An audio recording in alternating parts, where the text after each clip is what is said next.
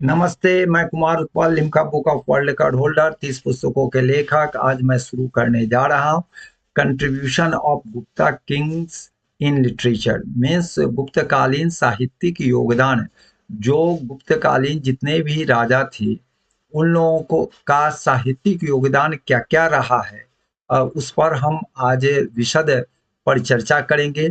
जो BPSC, UPSC और विशेष करके बिहार से संबंधित जितनी भी परीक्षाएं हो रही है या होने वाली है, उन सब के लिए यह रामबाण है। आप कहेंगे क्यों? क्योंकि गुप्त साम्राज्य जो है वह पाटलिपुत्रा में केंद्रित था, और यह पाटलिपुत्रा जो है, जो अभी पटना कहलाता है, वह आपको बिहार की राजधानी है। इसीलिए यह उस समय देश की राजधानी थी।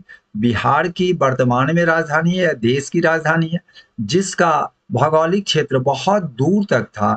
तो मैं यही कहना चाहूँगा कि यह बिहार की परीक्षाओं के लिए भी, और विशेष करके भारतीय स्तर पर जो भी परीक्षाएं, यूपीएससी और अन्य परीक्षाएं, उनके लिए यह बहुत ही महत्वपूर्ण है।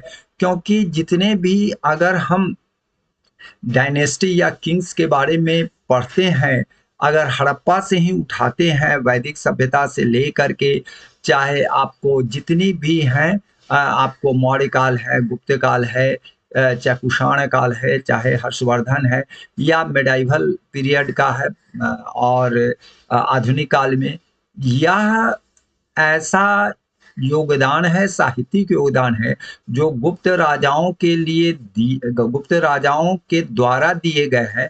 और गुप्त राजाओं ने राजाश्रय दिया ऐसे विद्वानों को, विभिन्न विधाओं के, विभिन्न क्षेत्रों के विद्वानों को प्रश्रय दिया, राजाश्रय दिया, जिसके चलते यह कई पुस्तकों की रचना हुई। अगर हम एक शब्द में, अतिशयोक्ति नहीं होगी, एग्जेजरेशन की बात नहीं है, तो यह सभी आप सब लोग जानते हैं कि इतने साहित्यिक रचनाएं किसी काल में नहीं हुआ है, जबकि इससे अधिक काल तक आपको कई राजवंश हुए हैं, और उसके बावजूद भी यह जो है साहित्यिक योगदान इतना किसी काल में नहीं हुआ।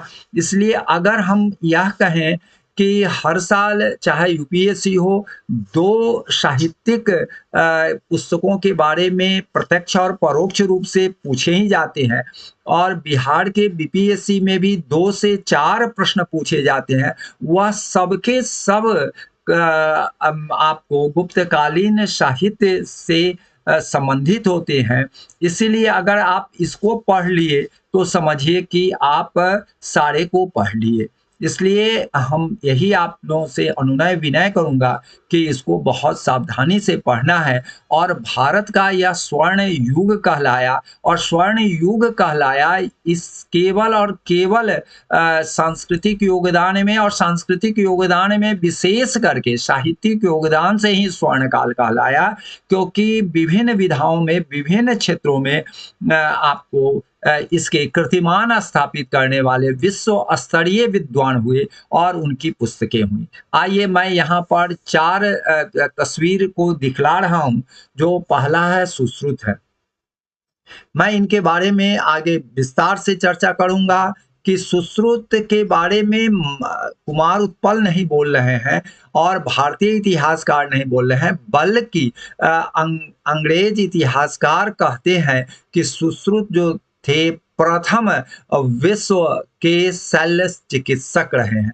आखिर ये उनको ऐसी बात क्यों कहा गया है, और अंग्रेज इतिहासकार के द्वारा कहना, यह तो बहुत बड़ी बात है। क्योंकि यूरोपियन इतिहासकार की एक सबसे बड़ी कमी है, वह कमी यह है कि वह अपने चीज़ों को ज़्यादा एग्जैजरेट कर करके, बढ़ा चढ़ा करके कहते हैं, और उसमें भारतीय विद्वान का स्थान इस स्तर पर देना, तो यह तो लगता है कि इसका मतलब है कि बहुत बड़ी चीज़ रही होगी, और बहुत बड़े विद्वान रहे होंगे। इसको ध्यान में रखेंगे। आज पूरा विश्व जो है मानक बन गया है, या आज का जो विद्यार्थी है कहता है कि भाई हम कंप्यूटर साइंस में हम सबसे आगे रहेंगे, तो हम सबसे आगे हैं। नहीं, आज सबसे आगे हैं। जो आपको नक्षत्र विद्या में से आपको यह जो है स्पेस साइंस में आगे रहेंगे, वह देश आगे है। आज जो रशिया सबसे आगे इस विषय में था, आज चीन हो गया है। तो आप अमेरिका भी कहीं न कहीं कई चीज़ों में पीछे छूट गए हैं और भारत की स्थान अब कई चीज़ों में दूसरा, तीसरा, चौथा मीन्स 5वां स्थान से ऊपर है। ये भी अभी यह सब आशीर्वाद है इन विद्वानों का। वह उस विद्वानों में एक नामचीन व्यक्ति है, वह आर्यभट्ट है।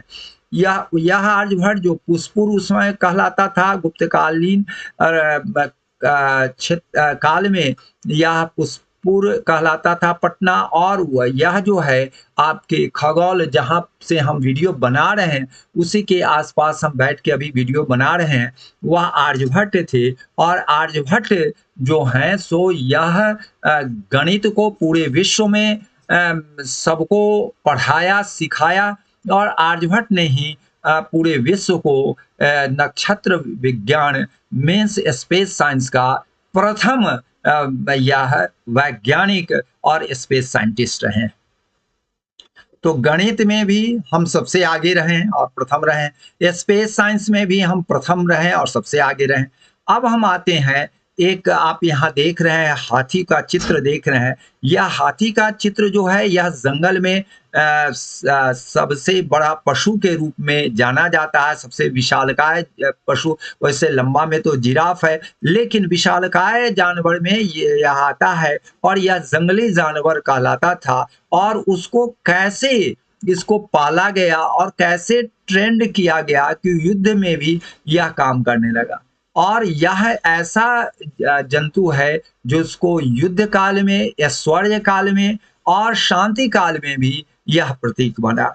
यह धन और ऐश्वर्य का प्रतीक भी है। सुबह सुबह अगर इनका दर्शन करते हैं तो आप शुभ लाभ का आपका योग होगा। और यह जो है आपको बता देते हैं, इसकी रक्षा सुरक्षा, और रक्षा सुरक्षा दुश्मनों से नहीं बल्कि बीमारियों से रक्षा सुरक्षा का उस काल में कोई विद्वान उसमें वेटनरी साइंस थी ही नहीं। और वेटनरी साइंस में आपको पालकाप्य मुनि जो हैं, हस्त आयुर्वेद मीन्स हाथी के को आयुर्वेद के द्वारा उसको ट्रेंड करना, उसकी बीमारी से सुरक्षा पर प्रदान करना और उसका संवर्धन करना, यह पूरे विश्व का प्रथम यह व्यक्ति थे।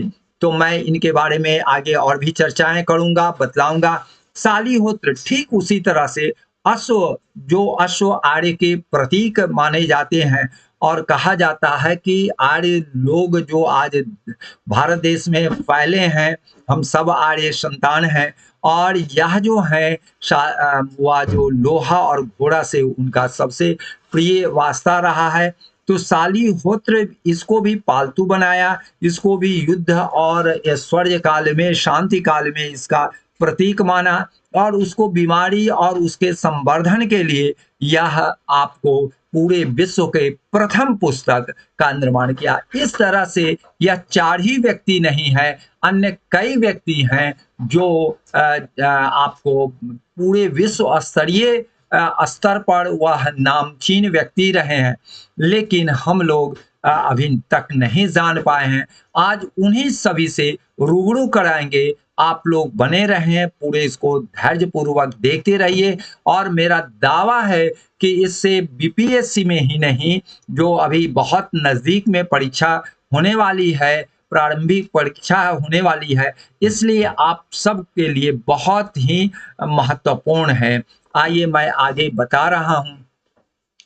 कालिदास, आप जान ही रहे हैं कि कालिदास जो थे बड़े महाविद्वान थे और उनकी जो पुस्तक है वह पुस्तक है अभिज्ञान शाकुंतलम, जो यूरोपीय भाषा में प्रथम रूप से अनुदित, क्योंकि इसकी इतनी मांग बढ़ने लगी कि बहुत सारे अंग्रेज जो हैं अंग्रेजी छोड़ के संस्कृत सीखने लगे, और संस्कृत में जब इसको पढ़ा, इसके रस जब से रसान्वित जब हो गए, उनके पूरे ब्लड में रस जो प्रसारित और प्रवाहित होने लगा, तो वह जो है सभी लोगों को कहने लगे कि ऐसी पुस्तक मैंने नहीं देखा, ऐसी इसकी रचना जो है संभव नहीं है। तो इसका यूरोपीय लोगों के लिए अंग्रेजी में सबसे प्रथम पुस्तक के रूप में अनुदित हुआ, और यह जो है विलियम जोन्स की सोसाइटी जो है एस्थेटिक सोसाइटी के द्वारा यह अनुदित हुआ, मीन्स ट्रांसलेटेड हुआ, और यह जो है अंग्रेजी में उपलब्ध होने लगा। तो यह जो इसका जो रस, साहित्य का जो रस था, वह श्रृंगार का जो रस था, वह अभिज्ञान शाकुंतलम में मिलता है। तो आप समझ सकते हैं कि कालिदास किस स्तर के कवि थे और नाटककार थे। यह अभिज्ञान शाकुंतलम नाटक था। मैं आपको बतला रहा हूँ कि कवि कालिदास आप जान ही रहे हैं बिहार के रहने वाले थे। आज भी उनका जो ग्राम है वह दुर्गा स्थान उच्चैठ भगवती जहाँ पर उनको ज्ञान मिला था, हम कई बार वहाँ पर गए हुए हैं, हम लोगों के गांव के नज़दीक ही हैं। तो मैं आपको बता रहा हूँ वह भारत का शेक्सपियर कहे जाते हैं। यहीं पर यूरोपियन इतिहासकार की कमी दिखाई पड़ती है, क्योंकि शेक्सपियर जो थे वह जो नाटक लिखे वह नाटक के पर्दा खींचने वाले थे। उनको पूर्व से कोई ज्ञान नहीं था और वह कोई पारिवारिक पृष्ठभूमि नहीं थे। नाटक को देखते देखते वह नाटककार हो गए। उनकी भाषा और इनकी भाषा में बहुत जमीन आसमान का अंतर है, लेकिन यह कहना चाहिए कि शेक्सपियर जो है भारत के कालिदास थे। तो यूरोपियन इतिहासकार बढ़ा चढ़ा के कहते हैं, लेकिन आपको कंपटीशन में यह पूछे जाएंगे इसलिए मैंने लिख दिया है, लेकिन मेरा दिल नहीं मानता है कि यह भारत का शेक्सपियर हो। शेक्सपियर क्यों? शेक्सपियर से ये काफ़ी उन्नत और काफ़ी उच्च कोटि के विद्वान थे, और दूसरी बात है कि इनमें काव्य प्रतिभा भी थी और नाटककार भी थे। चलिए मैं इनके जो कुल 7 ग्रंथ है, सातों ग्रंथ जो है जो बहुत उच्च कोटि के हैं, उच्च प्रतिभा संपन्न कवि के और नाटककार के रूप में लिखे हैं, जिसमें ऋतु संहार उनकी प्रथम काव्य है। ऋतु क्या जाने यूरोपियन लोग, क्या जाने आपको अमेरिकन लोग, वह ऋतु संहार जो है हमारे यहाँ एक ऋतुएं नहीं है, 2 ऋतुएं नहीं है, 3 ऋतुएं नहीं है, कई ऋतुएं हैं, और उस ऋतुओं का क्या क्या विशेषताएं हैं, और उस विशेषताओं को वह काव्य के रूप में ऐसा निर्झर झरने की तरह वह बरसाते हैं। सो आप पढ़ेंगे तो अमृत पान जैसा अनुभव होगा। वह ऋतु संहार प्रथम पुस्तक उनका है जो यहाँ पर आपको दिखाई पड़ता है। दूसरी बात है रघुवंशम। रघु मीन्स राम के वंश के रघु जो हैं वह आपके राम के वंशज में रघु थे, और वह जो थे इनसे पूर्व में रघु नाम के राजा होते थे, और उनके बाद वाले और उनके पूर्व वाले जितने भी राजा हुए, और उनकी जो चारित्रिक गुण था और उनकी जो विशेषताएं थी, उनकी जो व्यक्तित्व, कृतित्व और वक्तृत्व था, उसके बारे में वह काव्य रूपी आपको अमृत पान कराते हैं। वह बहुत ही अच्छा लगेगा। यह जो है रघुवंशम है। कुमार संभवम जो है आपको कालिदास आपको माँ पार्वती और शिव के प्रथम पुत्र जो थे वह कुमार थे, और वह कुमार के जन्म से लेकर के उनके व्यक्तित्व, कृतित्व और वक्तृत्व पर पूरा चर्चा करते हैं। पूरी चर्चा ऐसी चर्चा है कि आपको मन जब तक पूरा अद्योपांत नहीं पढ़ेंगे तब तक आप उससे बने रहेंगे, ऐसा कुमार संभवम में आपको लगेगा। इसके बाद है मेघदूतम।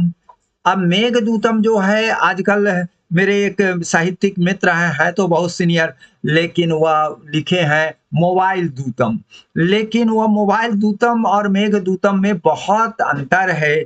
इसलिए अंतर है कि कुबेर जो हैं यक्ष को निकाल देते हैं और वह फूल तोड़ने के लिए वह नियुक्त होते थे, हुए थे, और उसमें वह ध्यान अपनी पत्नी को करते रहते थे, जिसके चलते उनको निकाल दिए। और निकाल देने के बाद अपनी विरह जो राग है, उस विरह राग को उन्होंने मेघ को कहा कि आप मेरी विरह वेदना को अपनी पत्नी के पास संदेश लेकर के जाइए। और वह कितनी पहाड़ियाँ घाटियाँ होते हुए उनके वहाँ तक पहुँचाने का जो आपको धैर्य से पहुँचाने का जो कलात्मक रूप से वह पेश करते हैं, उसको मेघदूतम कहते हैं। और यह मेघदूतम जो है मेघ को दूत बना करके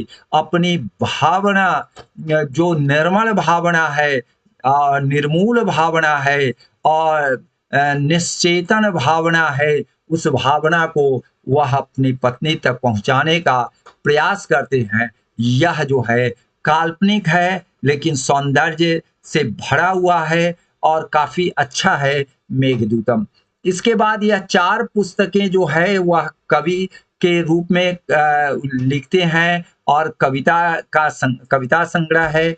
अब यह 3 जो है नाटक है, नाटक में भी यह काफ़ी अच्छा नाम किए थे, जिसमें पहला है विक्रमोर्वशीयम। विक्रमोर्वशीयम जो है पुरूरवा और उर्वशी। पुरूरवा धरती के मानव है और उर्वशी जो है अप्सरा है, और उस दोनों के बीच में पुरूरवा के व्यक्तित्व, कृतित्व और जो उनके आपको सेनापतित्व का जो रोल और धैर्यवान पुरुष का जो रोल अदा करते हैं, भगवान को भी युद्ध में मदद करते हैं, और इससे प्रभावित होकर के पुरूरवा जो है उनके प्रति आकर्षित होकर के वह प्रेमवश शादी कर लेती है। लेकिन पुरूरवा को 3 शर्त वह देते हैं, और 3 शर्त में आगे चल करके वह शर्त नहीं पूरा कर पाते हैं, क्योंकि अचानक घटना हो जाने के कारण वह भूल जाते हैं, भूलवश वह गलती कर बैठते हैं। तो फिर विरह हो जाता है, विराग हो जाता है, और फिर वह अपने इंद्रलोक में चली जाती है। तो उसी पर यह विक्रमोर्वशीयम जो पुस्तक है यह लिखी गई है, बहुत ही अच्छी नाटक है। उसके बाद मालवी जो आपको यहाँ पर दिखाई पड़ रहा है, आप देख रहे हैं। उसके बाद मालविकाग्नि मित्रम है, यहाँ पर मालविकाग्नि मित्रम है। मालविका जो होती है मालवा की राजकुमारी है, और अग्निमित्र जो हैं वह राजा हैं, और वह जो है आपको वहाँ जाते हैं और वहाँ युद्ध और शांति के लिए वह प्रयास करते हैं, युद्ध को शांति में परिवर्तित कर देते हैं, और मालवा राज्य को बेहतरीन ढंग से बांट कर करके वह लौट आते हैं। लेकिन वहाँ जितना दिन रहते हैं उसी बीच में मालविका से उनका स्नेह बढ़ जाता है, लगाव बढ़ जाता है, और उस लगाव और स्नेह के कारण इसका नाम जो है कालिदास जो है मालविका अग्निमित्रम, अग्निमित्र और मालविका दोनों मिल करके मालविका अग्निमित्रम यह पुस्तक बना है। अभिज्ञान शाकुंतलम जो है बहुत अच्छी नाटक है, और यह नाटक जो है मैंने आपको पूर्व में भी कह दिया है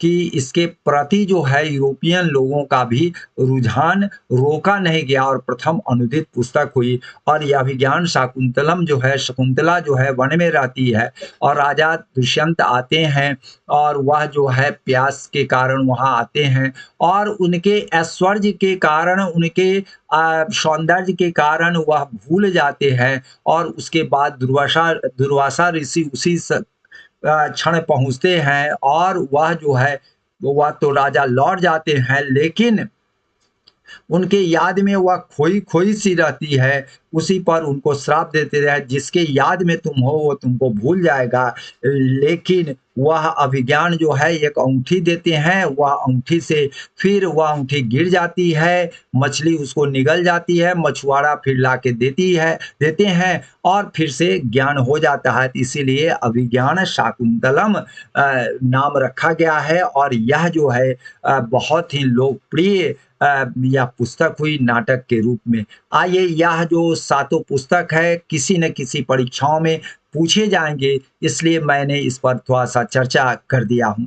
आगे मैं आपको बता रहा हूँ और एक बात मैं आपको बता रहा हूँ कि आपको विक्रमादित्य, चंद्रगुप्त द्वितीय विक्रमादित्य जो थे, उनके 9 रत्न में से कालिदास एक रत्न थे, दूसरे धन्वंतरी थे, तीसरे अमर सिंह थे, चौथे वररुचि थे, और भी लोग थे लेकिन उन लोगों की पुस्तक नहीं लिखे थे, वह दूसरे फील्ड के थे, इसलिए मैंने आपको 4 से ही रूबरू करा रहे हैं। तो धन्वंतरी थे, आयुर्वेद के चिकित्सक है और हम लोग धनतेरस से दीपावली के 1 दिन या 2 दिन पहले मनाते हैं, तो यही धन्वंतरी है, आयुर्वेद के चिकित्सक है। रस चिकित्सा पर उनका बहुत बड़ा ध्यान था। मैंने आपको कभी चर्चा किया होगा कि रस चिकित्सा क्या है।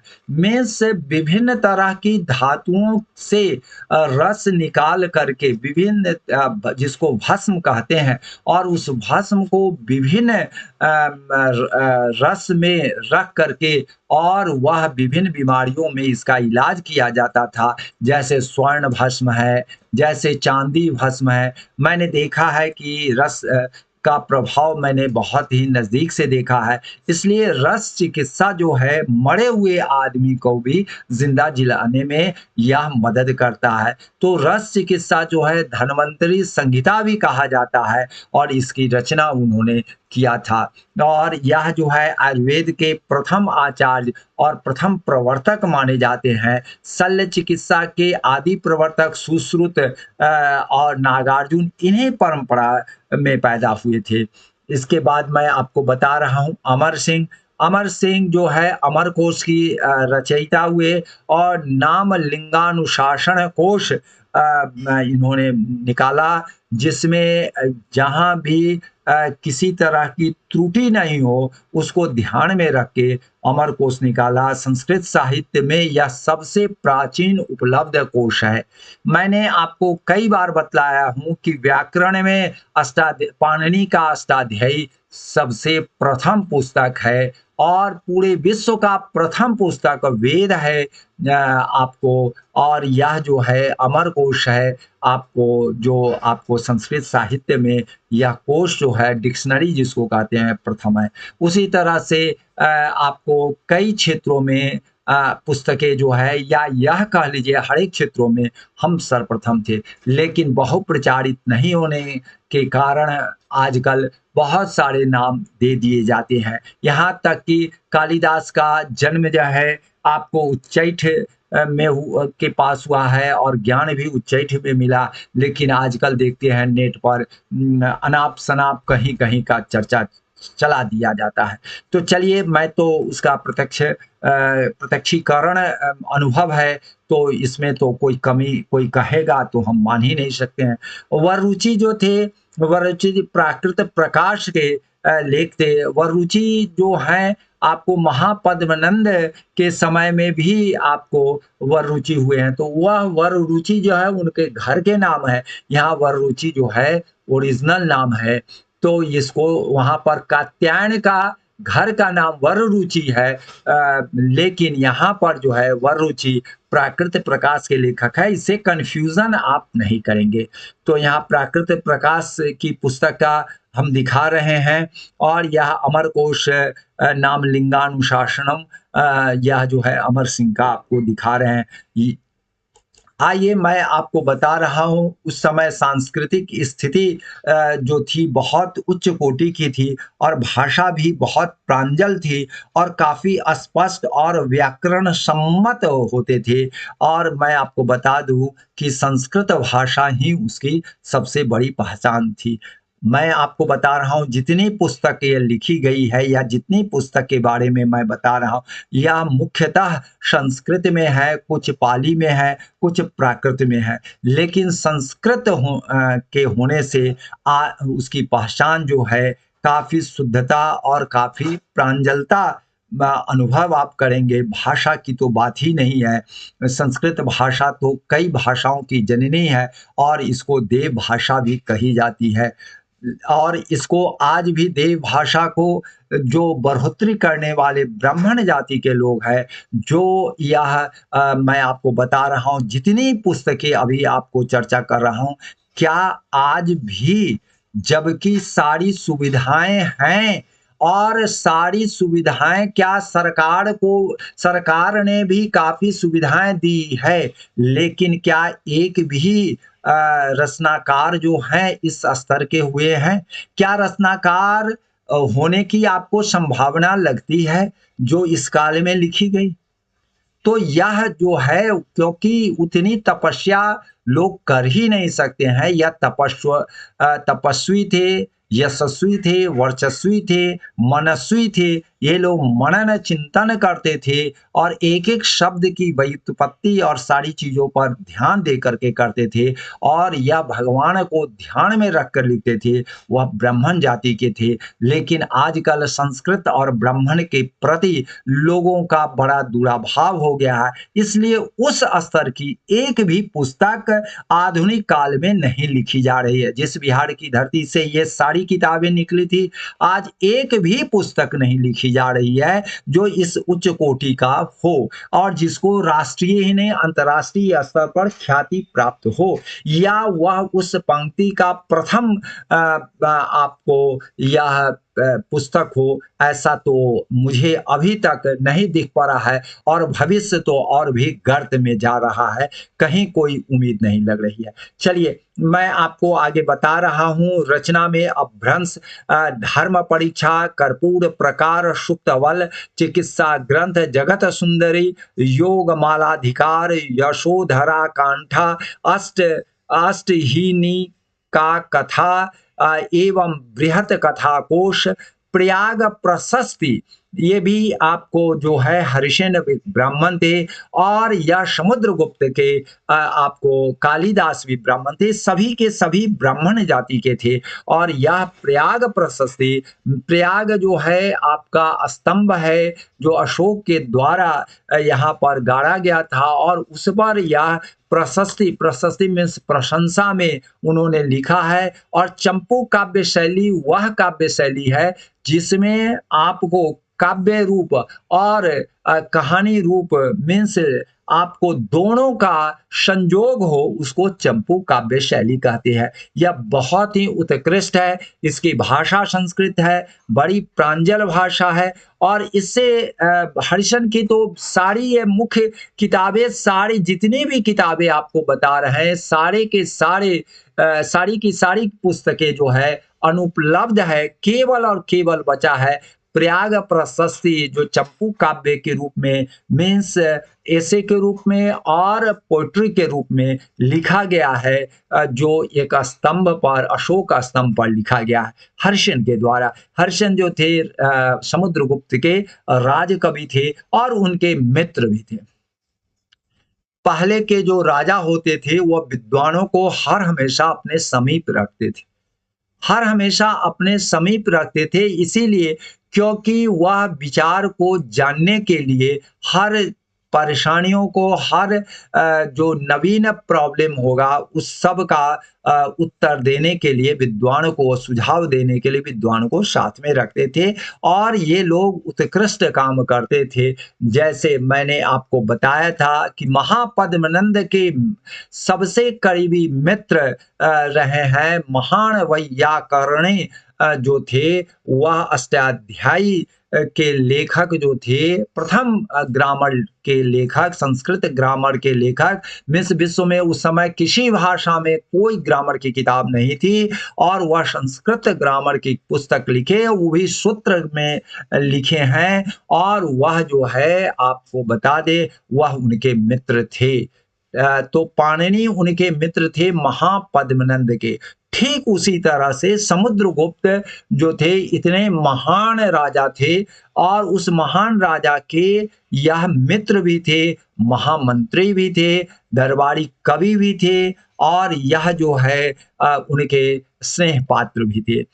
मैं आपको बता रहा हूं मातृगुप्ताचार्य, इनकी भी किताबों को मैं एक बार बार बार कहना चाहता हूं कि बाहरी आक्रांता, आक्रमणकारी, दमनकारी जो लोग आए हमारे देश की, सबसे पहला वह धन लूटने, ऐसे ही इतिहास में बताया जाता है कि वह धन लूटने के लिए आए। धन लूटना तो बहुत बड़ी बात नहीं थी, वह सबसे बड़ी बात थी कि वह चाहते थे कि वह हम सभी की भारतीयता की एक ही पहचान थी, उच्च सांस्कृतिक विरासत, और उच्च सांस्कृतिक विरासत और उच्च विचारोत्तेजक जो हमारा विचार रहा है, और वह हमारी चीजों को, हमारी संस्कृति के पंख काट दिए जाए। एक पंछी के अगर पंख काट दिए जाएंगे तो वह क्या कलाबाजी दिखा पाएगा। ठीक उसी तरह से अगर एक संस्कृति के को काट दिया जाए तो वह कलाबाजी क्या करेगा। एक मूर्ख आदमी क्या कलाबाजी दिखा सकता है। एक विद्वान ही अच्छी रचनाएं करके अच्छा समाज और अच्छी संस्कृति को वह उजागर कर सकता है।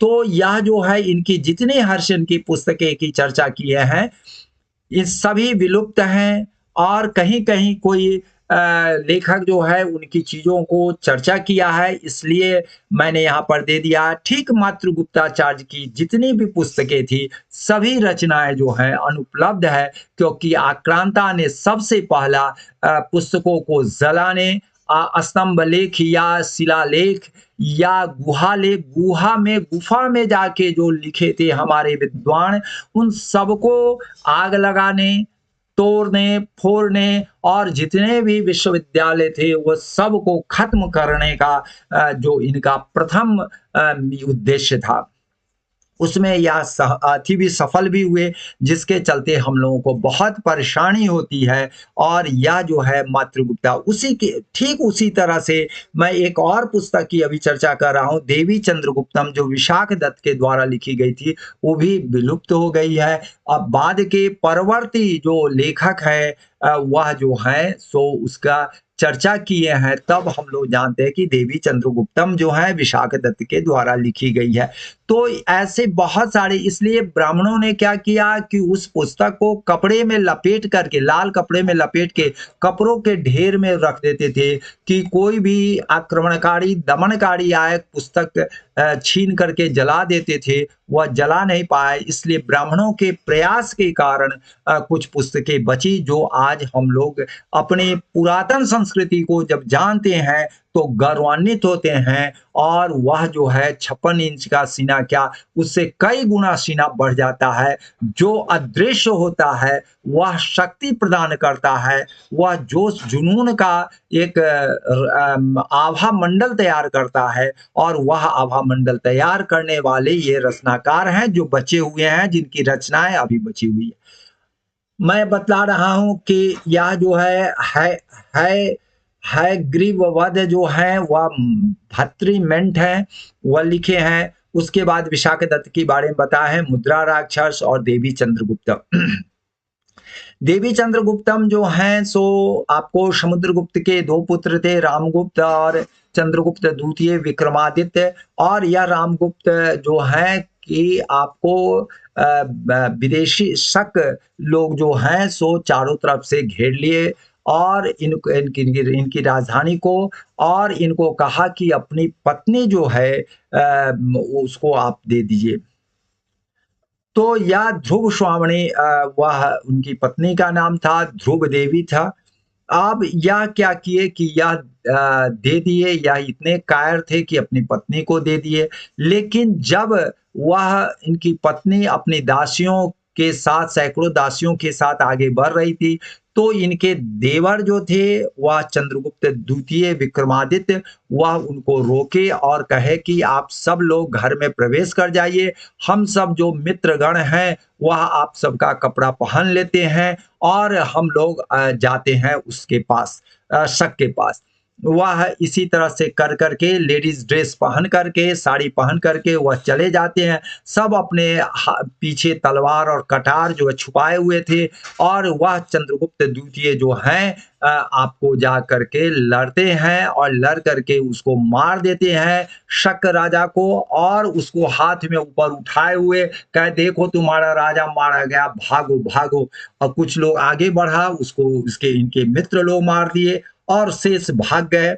तो यह जो बहुत ही उत्कृष्ट नाटक है, उस नाटक को विलुप्त हो जाना बहुत दुखद बात है। और यह जो है आपको देवी चंद्रगुप्तम में यही कहानी है, क्योंकि बाद वाले परवर्ती काल के जो लेखक थे, नाटककार थे, उन्होंने इसकी चर्चा की है, इसलिए हम लोग जानते हैं। राघवानंद नाटकम भी इन्होंने लिखा था। विशाखदत्त का ये भी बहुत प्रश्न पूछे जाएंगे, इसलिए मैंने लिख दिया है। अब आते हैं आपको, यह जितनी भी पुस्तकें हैं यह बहुत महत्वपूर्ण हैं, जिसको हम लोगों को ध्यान रखना चाहिए। उसके बाद जो है आपको शुबंधु जो हैं, शुबंधु जो हैं वासव दत्ता लिखे थे। वह गद्य काव्य संस्कृत में प्रकथा साहित्य का सर्वप्रथम लेखक हुआ है। वासव दत्ता यहाँ पर जो आप देख रहे हैं, यह वासव दत्ता जो है वह शुबंधु लिखे हैं। वासव दत्ता आपको बता देते हैं, अवंती राज जो थे चंड प्रद्योत, वह चंड प्रद्योत की बेटी थी, राजकुमारी थी। वह जानती थी कि हमारे पड़ोस के जो राजा हैं बहुत अच्छा वीणा बजाते हैं, क्योंकि उनको वासुकी नाम के सर्प ने उनको प्रदान किया था। और वह जो वीणा थी अद्भुत वीणा थी, और वह जो बजाते थे जो लोग सुन जाते थे उसके वह हो करके हो जाते थे, मीन्स वह सुनने के लिए आतुर व्याकुल हो जाते थे। और वह वत्स राज उदयन थे, उनको वह जो है सो आपको कलाबाजी से पकड़वा करके वह अपने राजमहल में बुलाते हैं।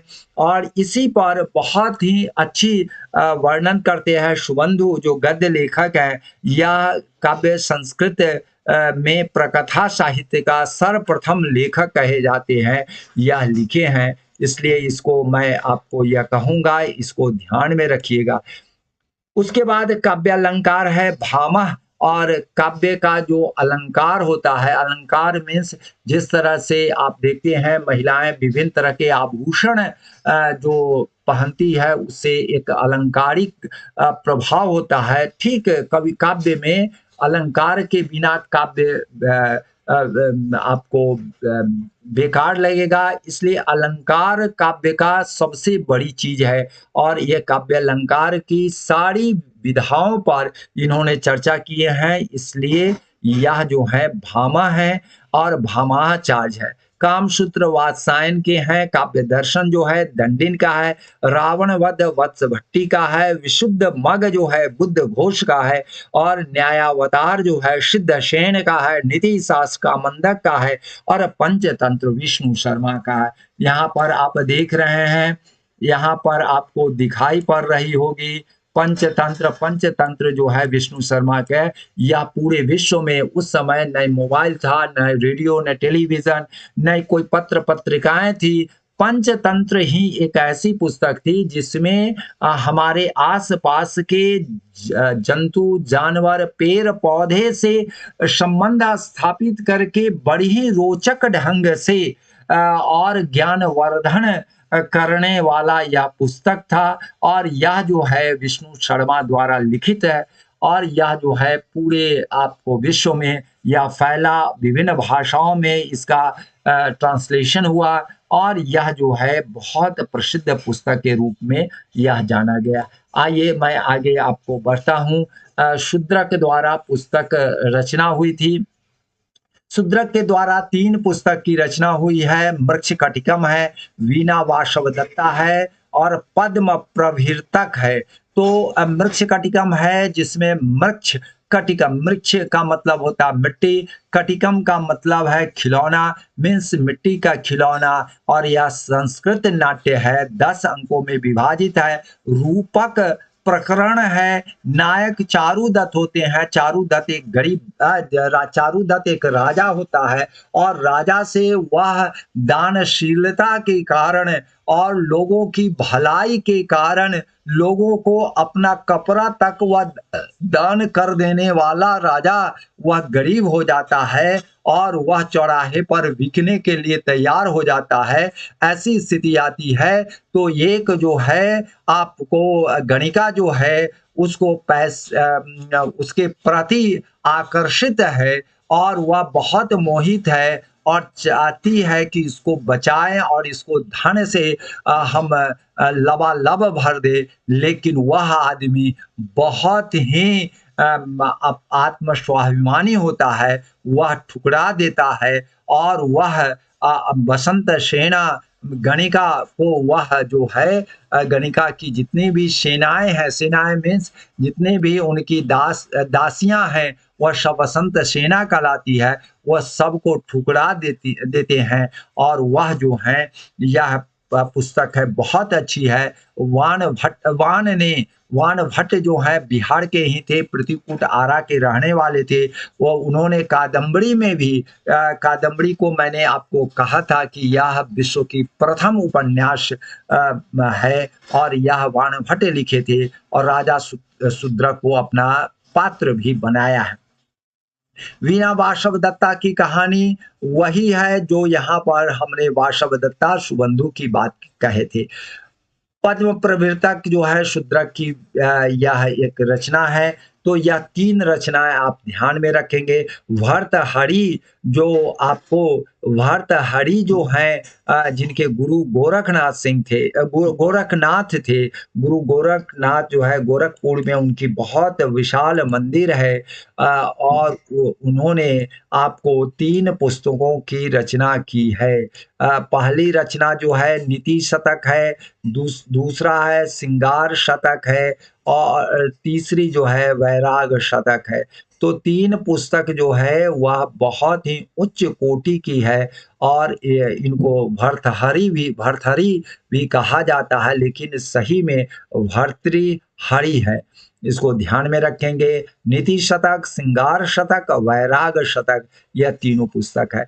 भास द्वारा रचित पुस्तकें जो भास के बारे में थोड़ा सा मैं यहाँ पर चर्चा इसलिए कर देना चाहता हूँ कि कालिदास ने कहा था कि सौमिल और भास एवं कविपुत्र जो है हमसे बड़े लेखक थे, बड़े विद्वान थे और हमसे पहले हुए हैं। तो मैं यह कहना चाहता हूँ कि कालिदास जो थे वह जो गुप्त काल के आपको चंद्रगुप्त द्वितीय विक्रमादित्य के काल के वह नवरत्न में से एक थे और हो सकता है कि उससे पहले चंद्रगुप्त समुद्रगुप्त थे, उससे पहले आपको चंद्रगुप्त प्रथम थे, उससे पहले आपको 2 और राजा हुए हैं। ठीक है ना। तो यह जो है सो यह कोई जरूरी नहीं कि उनके काल में, गुप्त काल में ही परिलक्षित होता है कि गुप्त काल में या तो श्री गुप्त के हो या चंद्रगुप्त प्रथम के काल में हो। लेकिन यह जो है इसीलिए सारे लेखों ने, इतिहासकारों ने भास को भी इसी काल में जोड़ा है, क्योंकि उस समय ईस्वी सन की बात थी नहीं। हाँ, गुप्त संवत जरूर थी। तो वहां पर उस समय गुप्त संवत हर चीजों में लिखा नहीं जाता था। आज यहाँ पर है कि हम लोग हर चीजों में डेट देते हैं, लेकिन उस समय इस तरह की बातें नहीं थी। उस समय अपने प्रतिभा को दिखलाना था और अपने जो सामर्थ्य है उसको चमकाना था। तो इसलिए उस पर चर्चा नहीं है, लेकिन यह गुप्त काल के रहे होंगे ऐसा लोगों का मानना है। तो उन्होंने दरिद्र चारुदत्त, जो चारुदत्त की यहाँ पर हमने आपको चर्चा किया था, वह चारुदत्त जो यहाँ पर मैंने चर्चा किया है, जो वृक्ष कटिकम के नायक हैं, वही चारुदत्त यहाँ पर भी है। यहाँ पर भी वही चारुदत्त है। तो दरिद्र चारुदत्त पर उन्होंने लिखा है, 13 नाटक लिखा है। स्वप्न वासव दत्ता वही वासव दत्ता की कहानी है जिसकी हम चर्चा आपको किया है। प्रतिज्ञा योगंधरायण जो है प्रतिज्ञा लेते हैं, आपको जब यह चले जाते हैं उदायीन, वह जो है छल से अवंती राज के यहाँ चले जाते हैं और उनको कैद कर लिया जाता है।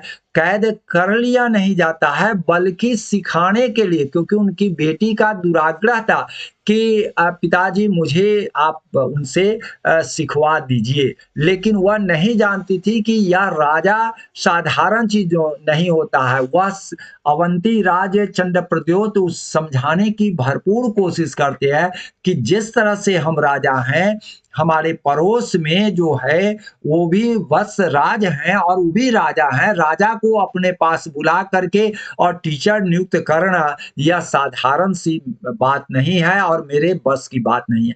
लेकिन उन्होंने छल से उनको कैद करवा लेते हैं। तो उनकी जो उदायीन के आपको वत्सराज उदायीन के जो पत्नी है वह कहती है कि सेनापति जी आप जाइए और उनको बुला के लाइए, चाहे युद्ध करना पड़े चाहे प्रेम से हो, बुला के लाइए। तो यह जो है जाते हैं, पूरे युद्ध कल बल छल का प्रयोग करते हैं और प्रतिज्ञा लेते हैं कि हम उनको छुड़ा करके लाएंगे। तो वही योगंधरायण जो सेनापति है वह प्रतिज्ञा लेते हैं बुलाने के लिए वत्सराज उदायीन को अवंती राज चंद्रप्रद्योत के यहाँ से, जो वहां पर वह वीणा सिखाते हैं उनकी पुत्री और उनकी पत्नी को। तो यह जो है प्रतिज्ञा योगंधरायण वह पुस्तक को बहुत बेहतरीन ढंग से उन्होंने लिखा है। प्रतिमा है, अभिषेक है, पंचरात है, मध्यम व्यामोह है, कर्णभार है, दूतवाक्य है, उरुभंग है, बाल चरित है, अभिमारक है, दूत घटोत्कच है। मैं यह कहना चाह रहा हूं कि जितने भी आपको नाम 13 में है अधिकतर या कुछ जो है सो आपको महाभारत पर आधारित है, कुछ जो है रामायण पर आधारित है। जैसे प्रतिमा है वह जो रामायण पर आधारित है, उसी तरह से उड़ुभंग है, बाल चरित है, या जो है दूत घटोत्कच है, कर्णभार है, या महाभारत पर आधारित है। तो यह जो है भाष की जो 13 नाटक है उसमें सबसे अधिक पॉपुलर जो हुआ स्वप्न वासव दत्ता, प्रतिज्ञा योगंधरायण, दरिद्र चारुदत्त, जिसकी चर्चाएं हम पूर्व में कर चुके हैं। मैं यहाँ एक बात कहना चाहूंगा कि यह जो है सो आपको केवल और केवल इस काल में सनातन धर्म और संस्कृत में जो विद्वान लिखे थे वह उसी का प्रकाशन या प्रवेश इस काल में नहीं हुआ, बल्कि बौद्ध साहित्य और जैन साहित्य का भी बहुत ज्यादा विकास हुआ और उस विकास के परिणाम स्वरूप कई विद्वान सामने आए। और यह काल था, समझिए स्वर्ण काल कहा जाता है। स्वर्ण काल में हर एक को अपनी प्रतिभा और अपने धर्म, अपनी भाषा, अपने ज्ञान को फैलाना था। और इसमें राजा है अवरोधक नहीं बन के सुविधा भोजक बने, मीन सुविधा देने वाले सुविधा प्रदाता बने, और वह जो है वह सबको आगे बढ़ने के लिए प्रेरित किए। तो बौद्ध साहित्य दर्शन में एक्चुअली क्या है, भाष्य रचना काल है। भाष्य का मतलब होता है टीका, भाष्य का मतलब होता है समीक्षा, समालोचना, और अंग्रेजी में उसको क्रिटिक्स कहते हैं। तो मैं आपको बतला रहा हूं, ईश्वर कृष्ण जो है सांख्य कारिका के रचयिता थे। उद्योतकर जो थे, न्याय, न्याय का मतलब है जस्टिस नहीं, यहाँ पर न्याय का मतलब है दर्शन। न्याय पर आपको टीका लिखी गई, न्याय भाष्य की रचना की उद्योतकर। और यह जो है उसी तरह से जैमिनी जो है पूर्व मीमांसा दर्शन में इनका नाम प्रमुख है। सबर स्वामी जो है मीमांसा पर अपना भाष्य लिखा। सबर भाष्य में शून्यवाद और विज्ञानवाद और महायान का उल्लेख किया। आचार्य बुद्ध घोष जो है सुदूर लंका द्वीप में जा करके सिंहली भाषा में विरचित 8 कथा का अध्ययन कर पाली भाषा में अनुवाद किया और विशुद्ध मग, जिसको विशुद्ध मार्ग या विशुद्ध जो है मार्ग के रूप में, विशुद्धि मार्ग और विशुद्ध मार्ग दोनों सेम ही है, थेरवाद के प्रमुख ग्रंथ सामंत पाश आदि का सुमंगल विलासने कंखा वितरणी पपंच सूदनी मनोरथ पूर्णे धम्मपद की टीका, ये सारी पुस्तकें बुद्ध घोष लिखे। मैं आपको बता रहा बुद्ध दत्त का समकालीन यह बुद्ध घोष थे, ध्यान रखेंगे। आचार्य असंग जो है योगाचार संप्रदाय का संपादक थे और महायान संपरिग्रह प्रकरण वाचा वज्र छेदिका योगाचार भूमि शास्त्र जो है सो इन्होंने लिखा है और वास्तविक श्रेय आचार्य मैत्रेय को जाता है क्योंकि उनका जो है इसमें बहुत योगदान है। आचार्य मैत्रेय जो है महायान ग्रंथों में सूत्रालंकार, माध्यांत विभंग, धर्म विभंग, उत्तर तंत्र, अभिसमयालंकारिका का पता लगा है। वसुबंधु जो विज्ञानवादी बौद्ध दार्शनिक थे, पेशावर के रहने वाले थे, वसुबंधी प्रौढ़ावस्था में अयोध्या पहुंचे और बुद्ध मित्र से हीनयान में दीक्षित हुए। वैभाषिक संप्रदाय के प्रतिपादन में अभिधर्म घोष की रचना किए। 70 वर्ष की अवस्था में वह जो भाई असंग की प्रेरणा से वह महायान संप्रदाय के योगाचार्य मत में वह जो है यहाँ पर आप देख रहे हैं आचार्य असंग और की प्रेरणा से वह महायान संप्रदाय के योगाचार्य मत में दीक्षित हुए। अभिधर्म कोश का मूल संस्कृत रूप अभी अपर्याप्य है। मैं कई बार बता दिया हूं कि जो आक्रांता थे, जो हमारे देश पर आक्रमण करने वाले आक्रमणकारी दमनकारी जो राजा सब थे, वह सब जो है हमारी चीजों को सबसे पहले जला दिया। परमार्थ नामक एक बौद्ध चीनी सम्राट के निमंत्रण पर चीन गए। वहां वसुबंधु ने विंध्यवासी के लिखे सांख्य शास्त्र का खंडन करने के लिए परमार्थ सप्तशती नामक पुस्तक लिखे। इनके 4 प्रमुख शिष्य थे, स्थिरमति, दिंगनाग और आर्य विभुक्त सेन और गुणप्रभा। स्थिरमति ने आपको बता दे हैं कि अपने गुरु के ग्रंथों पर विस्तृत टीकाएं लिखी जो योगाचार के गुर सिद्धांत को समझने के लिए आवश्यक है। दिगनाग अभी हाल में ही आपको यूपीएससी की परीक्षाओं में दिगनाग पिछले साल की यूपीएससी में यह पूछे गए हैं। तो दिगनाग जो है बहुत महत्वपूर्ण है और यह प्रमाणिक ग्रंथ न्याय शास्त्र पर लिखे हैं। न्याय शास्त्र के जन्मदाता माना जाता है इनको और इन्होंने नालंदा विश्वविद्यालय में उसने सुदुर्जय नामक ब्राह्मण तार्किक को शास्त्रार्थ में पराजित किया था। प्रमाण समुच्चय उनका सबसे महत्वपूर्ण ग्रंथ है। इनका शिष्य जो है शंकर स्वामी है। चंद्र गोमीन जो है बौद्ध न्यायिक है, स्थिरमति का शिष्य यह थे। चंद्र व्याकरण की रचना किए, यह स्कूल भी चलाए जो पाणिनि से कमजोर नहीं था। कुमार जीव जो है अश्वघोष, नागार्जुन, आर्यदेव, वसुबंधु का जीवन चरित्र कुमार जीव लिखे हैं और यह कुमार जीव जो है बुद्ध भद्र, बुद्ध यश, धर्म रक्ष, धर्मपाल, गुण वर्मण, गुण भद्र, बोधि धर्म, संगपाल, परमार्थ, उपशून्य, बोधि रुचि, बुद्ध शान आदि विद्वानों ने चीन में जाकर बौद्ध धर्म को प्रज्वलित ही नहीं किया बल्कि प्रकाशित किया और घर घर जाकर के विद्वानों को जागृत किया और जिसके चलते आज जो है चीन जो है भारत को गुरु देश के रूप में मानता है। अन्य बौद्ध धर्म जो है धर्मपाल, स्थवीर, बुद्ध पालित, भाव विवेक, चंद्रकृति, मनोरथ, संग भद्र और बुद्ध घोष या अन्य विद्वान थे। जैन साहित्य का भी विकास इस काल में हुआ है। जैन साहित्य को आगम कहा जाता है। आगम को गुप्त काल में लिपिबद्ध किया गया था। इससे आप बड़ा क्या हो सकता है। तो मैं आपको बता रहा हूं गुप्त कालीन विज्ञान और तकनीकी के विकास पर हम चर्चा कर रहे हैं।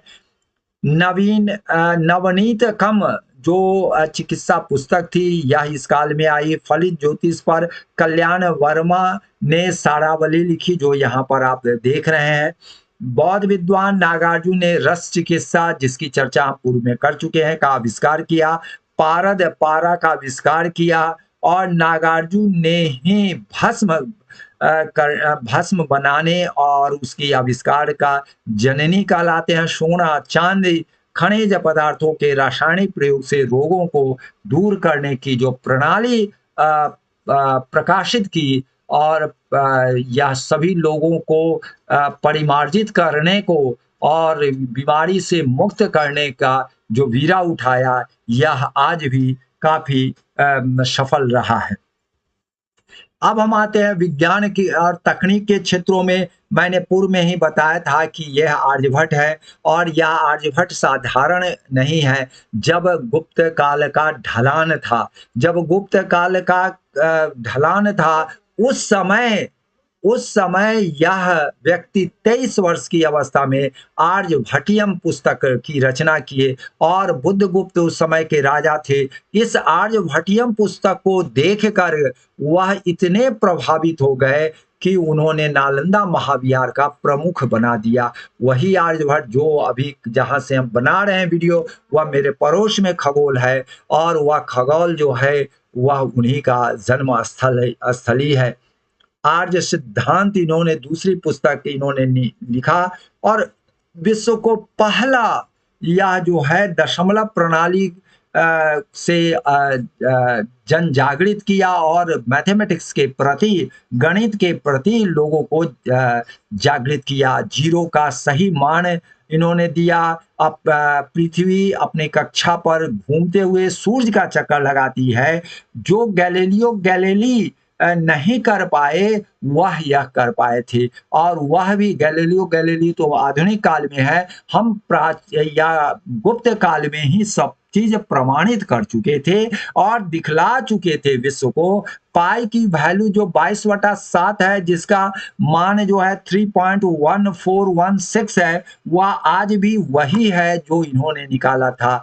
और मैं आपको बता दूं इनके सम्मान में यह जो है देश जो है प्रथम सैटेलाइट आर्यभट्ट का 19 अप्रैल 1975 में प्रक्षेपित किया था, लेकिन उनके लिए यह एक छोटी वस्तु है।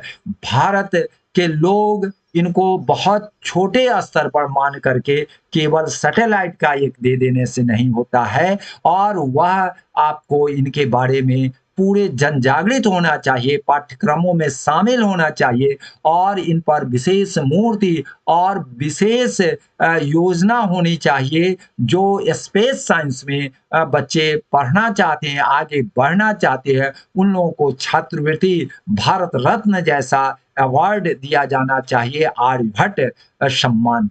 तो यह जो है यह भी ब्राह्मण जाति के थे और अपना सब कुछ त्याग कर जहां पर इनका घर था आज धूल धूसरित हो गया, मिट्टी विलीन हो गई है, काल कवलित हो गए हैं, उसको उजागर करना हम सबका यह श्रेय है। हम लोगों को सबको इनको नमन करते हुए आगे बढ़ना चाहिए। आर्यभट्ट के प्रसिद्ध शिष्य थे विजय नंदी, प्रद्युम्न, श्रीसेन, प्रधान शिष्य लल थे जो लल सिद्धांत दिए थे। ब्रह्मगुप्त जो थे, मैं एक चीज आपको कहना चाह रहा हूँ, वाराह मिहिर जो थे इनके शिष्य थे, वह जो हैं सो बहुत ही महान विद्वान हुए हैं, या वाराह मिहिर हैं, जिन्होंने लघु जातक, बृहद जातक, विवाह पटल, योग माया, बृहद संगीता, पंच सिद्धानिक और बृहद साहित्य इन्होंने लिखा है, जिसमें भूगोल का दिग्दर्शन भी कराया है। यह उनके शिष्य थे।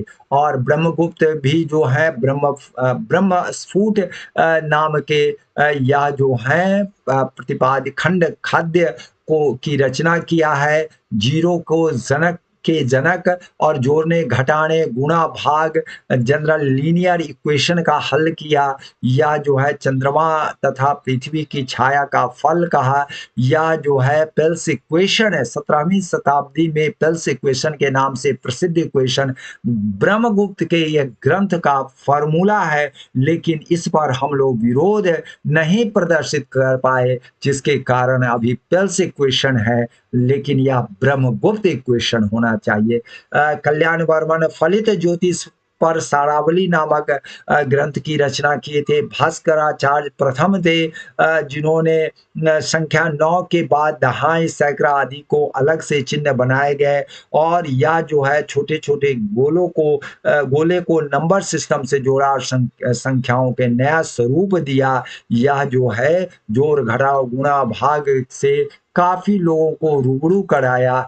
नेक्स्ट मैं आपको बता रहा हूँ हस्त आयुर्वेद, जिसको हमने आपको बताया है अंग प्रदेश के रहने वाले हाथियों के प्रबल जानकार ज्ञानी यह जो है हस्त चिकित्सा पर उन्होंने विश्व का प्रथम पुस्तक हस्त आयुर्वेद पालकाप्य मुनि दिए थे। और आपको बता देते हैं यह जो है अंग प्रदेश के जो संथाल परगना का क्षेत्र है वहां से लेकर के बंगाल, पेगु, बर्मा ये और थाईलैंड, ये सब में हाथियों का विशाल साम्राज्य था।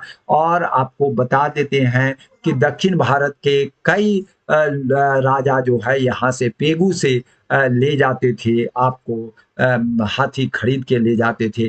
पेगु जो है आज जो है बर्मा में पड़ता है और यह बर्मा में भी हाथियों का बहुत जखीरा है। शालिहोत्र संहिता मैंने पूर्व में भी बताया है अश्व शास्त्र के ग्रंथ है और यह जो है घोष ऋषि के पुत्र थे, पशु चिकित्सा के जनक थे। पशु चिकित्सा मीन्स अश्व चिकित्सा के जनक थे, श्रावस्ती के निवासी थे, शालिहोत्र संहिता ग्रंथ के रचयिता थे और विश्व का अश्व चिकित्सा पर प्रथम पुस्तक लिखे थे। सुश्रुत जो आजकल प्लास्टिक सर्जरी की बात हम लोग करते हैं, वह उस समय यह प्लास्टिक सर्जरी करके लोगों को चकित कर दिया था। इन्होंने विश्व में प्रथम मोतियाबिंद का ऑपरेशन करके विश्व को चकित कर दिया। और यह जो है पार्क डेविस जो इंग्लैंड के थे, उन्होंने कहा कि विश्व का प्रथम शल्य चिकित्सक जो थे सुश्रुत थे। यह देखिए यहाँ सुश्रुत का यहाँ पर स्थली है, मूर्ति है और यह हस्तायुर्वेद है, शालिहोत्र की शालिहोत्र संहिता है, सुश्रुत संहिता है। देखिए प्लास्टिक सर्जरी वह कर रहे हैं और यह कैसे आपको बिना ऑपरेशन का, बिना चीर फाड़ करके वह कैसे वह कर देते थे, यह एक बहुत बड़ी घटना है। मैं आपको धार्मिक ग्रंथ पर भी बात कर रहा हूँ। भगवत गीता, मिताक्षरा, अपराक स्मृति चंद्रिका रचना की रचना किए गए थे। विष्णु पुराण, वायु पुराण, मत्स्य पुराण और मार्कंडे पुराण का विस्तारीकरण और संहिताकरण हुआ। आपको विष्णु की पौराणिक कथाओं या पूजा विस्तार का वर्णन विष्णु पुराण में है। मत्स्य पुराण में विभिन्न पौराणिक और ऐतिहासिक घटनाओं का विस्तार से वर्णन है। स्मृतियों के निर्माण में आपको बताते थे नारद स्मृति, पराशर स्मृति, बृहस्पति स्मृति, कात्यायन स्मृति जो मानव समाज के विकास और दैनिक जीवन के कर्तव्य के साथ मोक्ष तक का विवेचन इसमें किया गया है। आप देख रहे हैं यह जो है बृहस्पति स्मृति है, यह जो है आपको पराशर स्मृति है, कात्यायन स्मृति है, नारद स्मृति है और यह दो पुराण है, श्री विष्णु पुराण है, मत्स्य पुराण है। लेकिन दो पुराण वायु पुराण और मार्कंडे पुराण का भी विस्तारीकरण और संगीताकरण हुआ। मैं इन सारे टॉपिक्स को का स्रोत जो है यह 14 पुस्तक के अलावे अन्य कई पुस्तकों आद्योपांत पढ़ करके बनाया है, जिसमें प्राचीन भारत के राजनीतिक और सांस्कृतिक इतिहास प्रोफेसर राधाकृष्ण चौधरी, प्राचीन भारत वी.डी. महाजन साहब, प्राचीन भारत का राजनीतिक इतिहास एस.सी. राय चौधरी जी, प्राचीन भारत का राजनीतिक और सांस्कृतिक इतिहास डॉक्टर